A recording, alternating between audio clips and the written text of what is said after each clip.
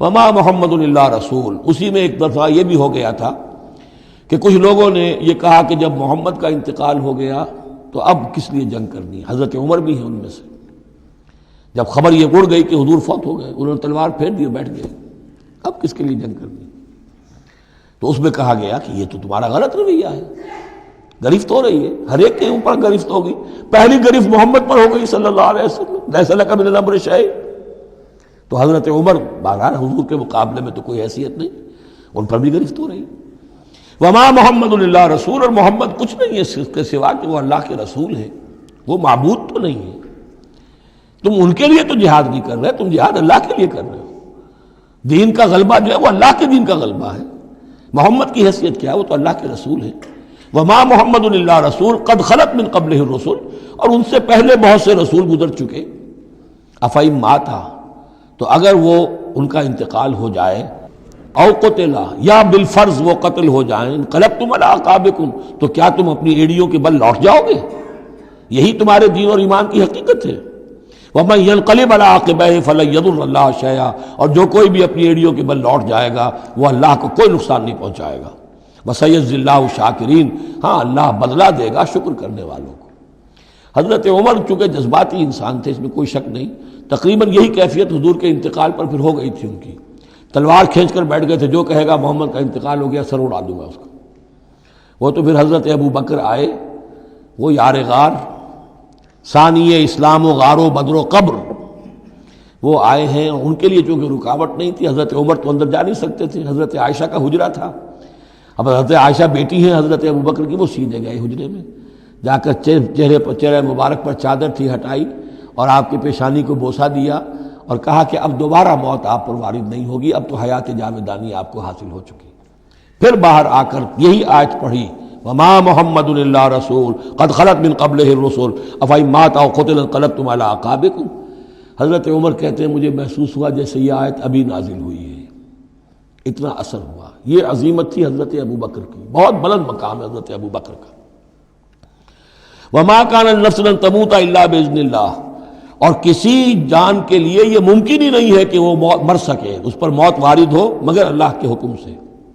کتابا مؤجلا، وہ تو لکھی ہوئی شے ہے اجل معین کے ساتھ، ہر ایک کا وقت طے ہے۔ Death is the best guard, آپ کا باڈی گارڈ جو ہے سب سے بہترین وہ موت ہے۔ موت کا وقت جب ہے تبھی آئے گی، اس سے پہلے کوئی آپ کے لیے موت لا نہیں سکتا۔ لہذا سب سے بڑی حفاظت انسان کے لیے خود اس کی موت ہے۔ وما كان النفس ان تموت الا باذن الله كتابا مؤجلا ومن يريد ثواب الدنيا نؤته منها، جو کوئی دنیا کا اجر و ثواب چاہتا ہے ہم اسے دیتے ہیں۔ یہ سورہ بقرہ میں بھی ہم پڑھ چکے تھے حج کے ذکر میں۔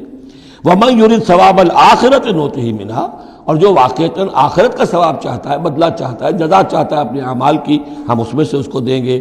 وسنجزی الشاکرین، اور شکر کرنے والوں کو ہم جزا دیں گے۔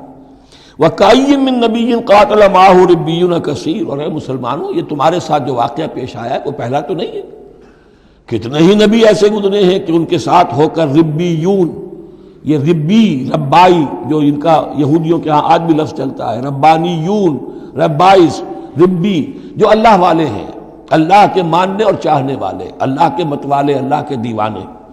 کائیم من نبی، کتنے ہی نبی گزرے ہیں، قاتل معاہ، ان کے ساتھ ہو کر جنگ کیا، ربیون نے، کثیر، اللہ والوں نے، اللہ کے غلاموں نے، اللہ کے عاشقوں نے۔ فما وہنوا لما اصابہم فی سبیل اللہ، تو اللہ کی راہ میں جو بھی تکلیفیں ان پر آئیں اس میں انہوں نے جی نہیں ہارا۔ وما ضعفوا، نہ انہوں نے کمزوری دکھائی۔ وما استکانوا، نہ ہمت ہاری۔ واللہ یحب الصابرین، اور اللہ تعالیٰ کو ایسے صابروں ہی سے محبت ہے۔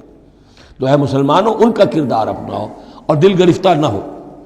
وما كان قولهم الا ان قالوا ربنا اغفر لنا ذنوبنا واسرافنا في امرنا، اور ان کا تو ہر مرحلے پر یہی قول ہوتا تھا کہ وہ دعا کرتے تھے اے رب ہمارے بخش دے ہمیں ہمارے گناہ، واسرافنا في امرنا، اور اگر ہم سے اپنے کسی معاملے میں حد سے تجاوز ہو جائے، جیسے کچھ تجاوز ہو گیا حضور سے کہ آپ نے وہ الفاظ فرما دیے کیف یہدی اللہ قوما خضبوا وجہ نبیہم بالدم، یا جیسے حضرت عمر سے ہو گیا کہ تلوار پھینک کر بیٹھ گئے۔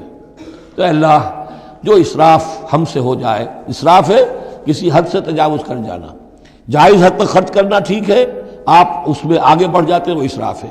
وَإِسْرَافَنَا فِي أَمْرِنَا، بخش دے جو بھی اسراف، جو بھی زیادتی ہم سے ہو گئی۔ وَثَبِّتْ أَقْدَامَنَا، اور ہمارے قدموں کو جما دے۔ وَانصُرْنَا عَلَى الْقَوْمِ الْكَافِرِينَ، اور ہماری مدد فرما کافروں کے مقابلے میں۔ یہی دعا تھی حضرت طالوت کے ساتھیوں کی، یہی دعا تھی جس پر ختم ہوئی وہ دعا کہ جو سورہ بقرہ کے اختتام پر آئی، فَانصُرْنَا عَلَى الْكَافِرِينَ، وہی دعا یہاں بھی ہے۔ فَآتَاهُمُ اللَّهُ ثَوَابَ الدُّنْيَا وَحُسْنَ ثَوَابِ الْآخِرَةِ، تو ان لوگوں کو اللہ تعالیٰ نے عطا فرمایا دنیا کا ثواب بھی، دنیا میں بھی سربلندی دی، فتوحات دی، وحسن ثواب الآخرہ، اور آخرت کے ثواب کا تو بہت ہی عمدہ حصہ ان کے لیے ہے۔ واللہ یحب المحسنین، اور اللہ تعالیٰ جو ہے ایسے محسنین کو پسند کرتا ہے۔